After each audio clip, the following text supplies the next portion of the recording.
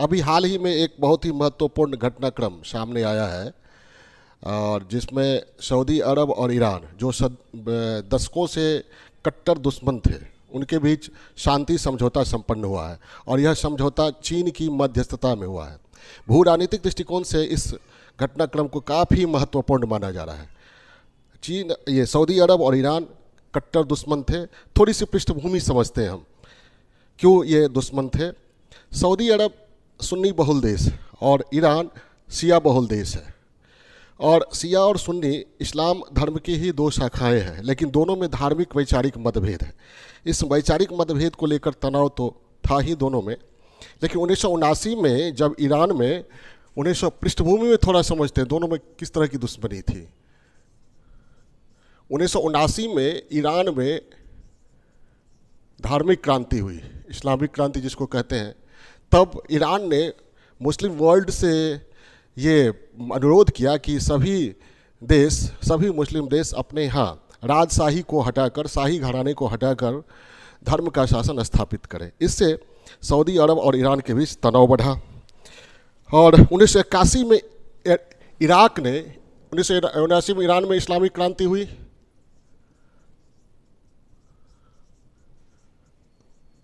और 1981 में इराक ने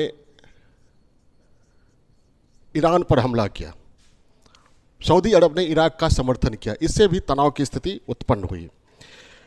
ठीक है, 2011 में अरब क्रांति हुई और अरब क्रांति से प्रभावित होकर सऊदी अरब में शाही घराने को हटाने के लिए एक क्रांति हुई और क्रांति का नेतृत्व एक जाने माने शिया धर्मगुरु निमर अल निमर कर रहे थे।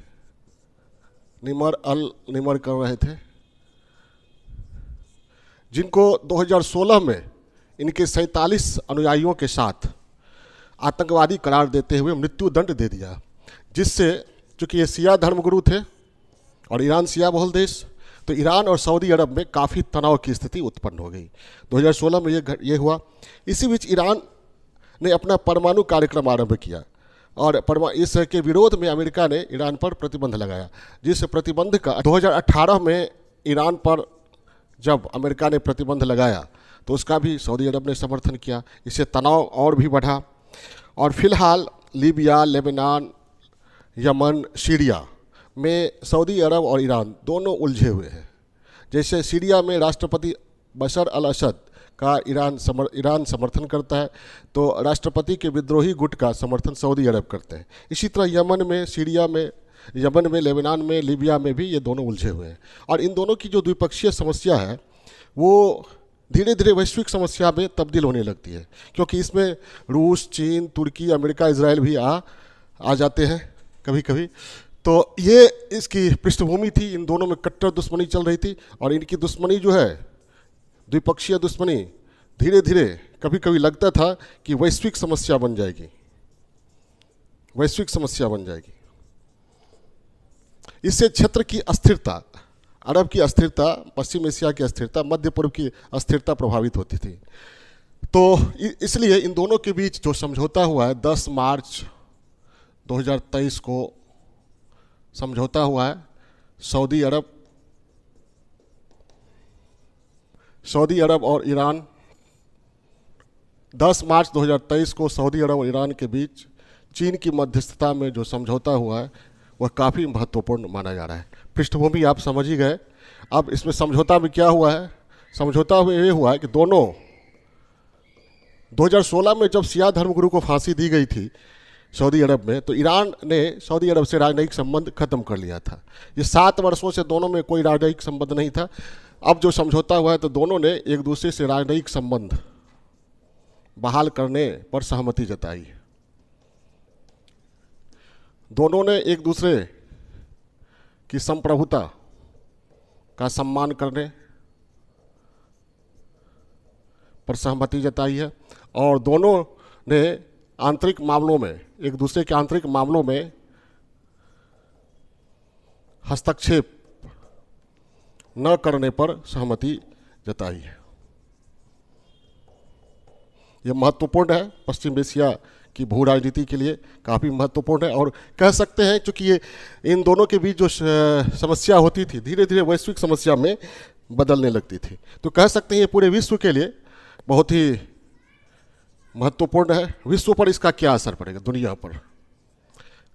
आज ताइवान के मामले में इंडो पैसिफिक रीजन में और यूरोप में रूस और यूक्रेन के बीच भयंकर युद्ध छिड़ा हुआ है।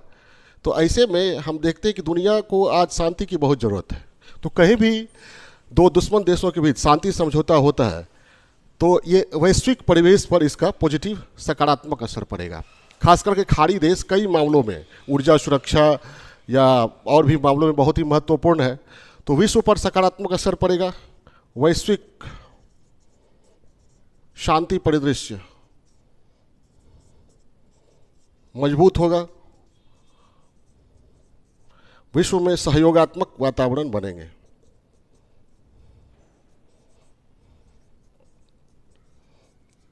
क्षेत्रीय अस्थिरता, मध्य पूर्व की अस्थिरता से वैश्विक अस्थिरता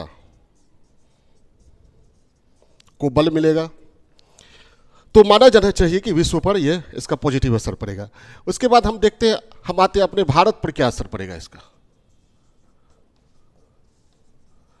भारत पर असर, मध्य पूर्व, मिडिल ईस्ट, पश्चिम एशिया या खाड़ी देश भारत के लिए काफ़ी महत्वपूर्ण है।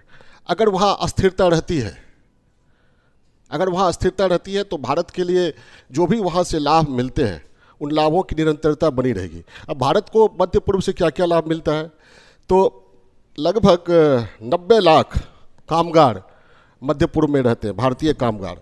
तो उनकी सुरक्षा सुनिश्चित होगी। वहाँ से तेल और गैस का कारोबार हम करते हैं, तो तेल और गैस की आपूर्ति भी निरंतर बनी रहेगी। और लगभग 35 से 40 अरब डॉलर प्रवासी भारतीय जो मध्य पूर्व में रहते हैं वो भेजते हैं भारत की ओर, और जिससे हमारा भुगतान संतुलन काफ़ी मजबूत रहता है। तो इन सब लाभों की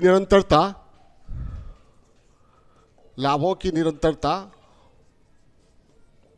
सुरक्षित रहेगी। लाभ में क्या क्या, तेल और गैस की अबाध आपूर्ति अगर अस्थिरता रहती है तो,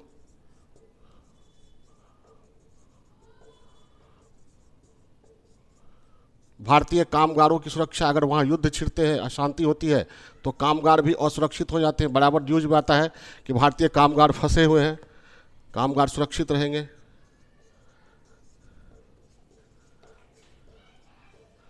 प्रवासी भारतीय जो भेजते हैं, फॉरेन रेमिटेंस,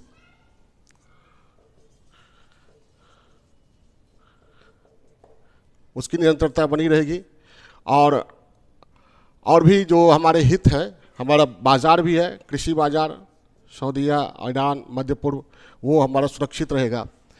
तो ये है। और भारत चूँकि करोड़ों की संख्या में मध्य पूर्व में प्रवासी भारतीय रहते हैं, इसलिए भारत इस क्षेत्र को, मध्य पूर्व को विस्तारित पड़ोसी मानता है।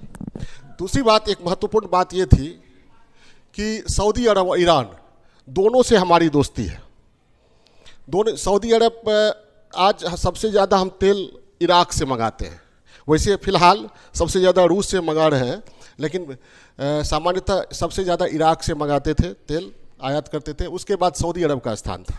तो सऊदी अरब से हमारा संबंध बहुत ही अच्छा रहा है। ईरान में भी हम चाबहार पोर्ट विकसित कर रहे हैं, हमारा भारत विकसित कर रहा है। ईरान से भी बेहतर संबंध है। एक बड़ा फायदा ये हुआ है भारत को कि ये दोनों देश कट्टर दुश्मन थे, लेकिन दोनों से भारत की अच्छी दोस्ती थी। ईरान में भारत चाबहार पोर्ट विकसित कर रहा है और सऊदी अरब से भारी मात्रा में तेल आयात करता है। तो दोनों चूंकि कट्टर दुश्मन थे, इसलिए सऊदी अरब के प्रति भारत का रुझान रहता था तो ईरान असंतुष्ट, ईरान के प्रति रुझान रहता था तो सऊदी अरब असंतुष्ट। तो संतुलन बनाने में बहुत दिक्कत होती थी। अब दोनों मित्र बन गए हैं तो संतुलन बनाना नहीं पड़ेगा।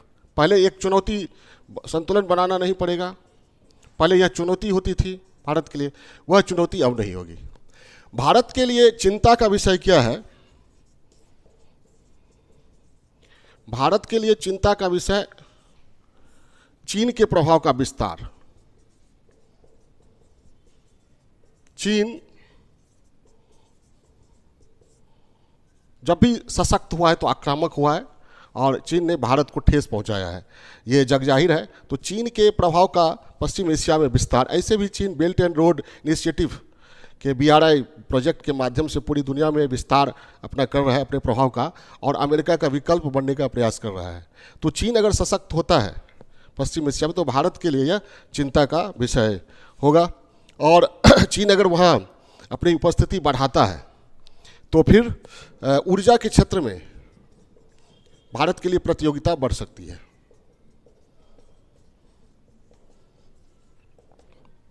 प्रतियोगिता बढ़ सकती है। तो ये भारत पर जो पॉजिटिव असर है और भारत के लिए चिंता का विषय है, ये संक्षेप में आप समझ गए होंगे। इसके बाद ये अमेरिका पर क्या असर पड़ेगा? अमेरिका पर क्या असर पड़ेगा? USA पर,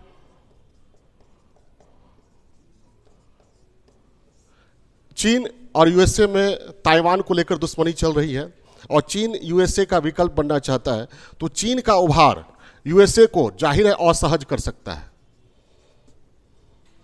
इजराइल पर क्या असर पड़ेगा वो देखते हैं हम।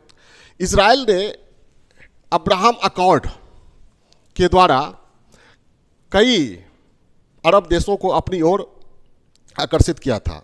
अब्राहम अकॉर्ड में इजराइल को ये Bahrain, Morocco, UAE United Arab अमीरात के द्वारा ये मान्यता दी गई थी, और इजराइल प्रयास कर रहा था कि इसमें सऊदी अरब भी शामिल हो जाए, लेकिन सऊदी अरब शामिल नहीं हो सका। और अब्राहम अकॉर्ड का मूल उद्देश्य, इजराइल और अमेरिका द्वारा प्रायोजित अब्राहम अकॉर्ड का मूल उद्देश्य ईरान को अलग थलग करना था, लेकिन वह उद्देश्य अब अधूरा रह गया है।